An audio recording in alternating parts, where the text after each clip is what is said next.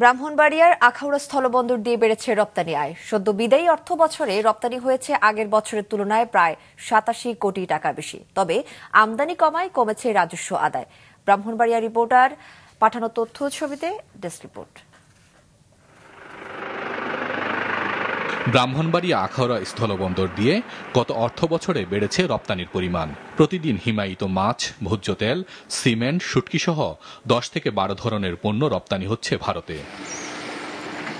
২০২৪-২৫ অর্থ বছরে ভারতে রপ্তানি হয়েছে প্রায় ৫১৫ কোটি টাকার পণ্য, যা আগের অর্থ বছরের তুলনায় প্রায় ৮৭ কোটি টাকা বেশি।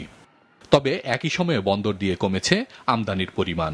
২০২৪-২৫ অর্থ বছরে ভারত থেকে আমদানি হয়েছে ৭ কোটি ৩১ লাখ টাকার জিরা, ডাল, পেঁয়াজ, কাজু বাদাম ও পাথর। এ থেকে রাজস্ব এসেছে ৪ কোটি ১৬ লাখ টাকা, যা আগের অর্থ বছরের তুলনায় ৫১ লাখ টাকা কম। ভারতের ত্রিপুরা, আসাম, মিজোরাম ও মেঘালয়ের স্থলবন্দরগুলো দিয়ে রপ্তানির নিষেধাজ্ঞা থাকায় বাংলাদেশ থেকে তৈরি পোশাক, প্রক্রিয়াজাত খাবার, ফলের স্বাদযুক্ত জুস, তুলা, প্লাস্টিক ও কাঠের ফার্নিচার রপ্তানি করা যায়নি। এ কারণে ২০২৫-২৬ অর্থ বছরে রপ্তানি বাণিজ্যে ৩০ থেকে ৪০% ক্ষতিগ্রস্ত হওয়ার আশঙ্কা করছেন ব্যবসায়ীরা।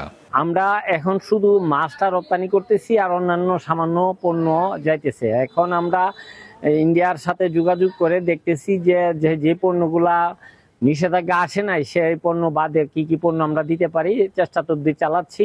দুই দেশের কূটনৈতিক তৎপরতার মাধ্যমে আমাদের যদি ভিসা জটিলতাটা উঠিয়ে দেয়, তাইলে দেখা যাবে কি আমরা ভারতের ত্রিপুরা রাজ্যে আমরা আরো নতুন নতুন বাজার খুঁজতাম। সেই ক্ষেত্রে আমাদের ব্যবসার নতুন আরো প্রবৃদ্ধি ঘটতো। নতুন করে বাজার খোঁজার চেষ্টা করতেছি। তারপরও আমরা বলছিলাম আগে যেন আমাদের রাষ্ট্রীয় পর্যায়ে এই বিষয়ে আলাপ আলোচনা করে আমাদের বিষয়টাকে উন্মুক্ত করা হয়। এদিকে রপ্তানি বাণিজ্য বাড়াতে নিষেধাজ্ঞার বাইরে থাকা নতুন পণ্যের বাজার খুঁজতে হবে মনে করছেন সংশ্লিষ্টরা।